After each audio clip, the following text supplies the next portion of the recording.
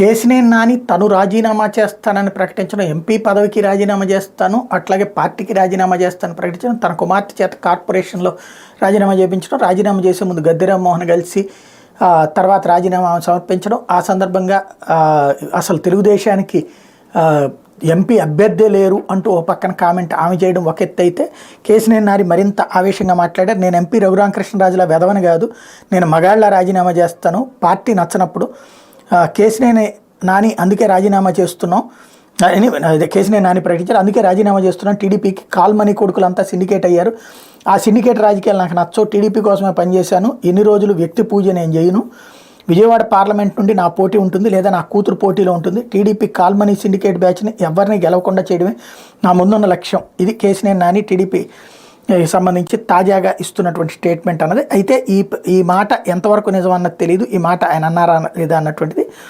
ఈ ముక్కని వైసీపీ వాళ్ళు ట్రోల్ చేస్తున్నారు.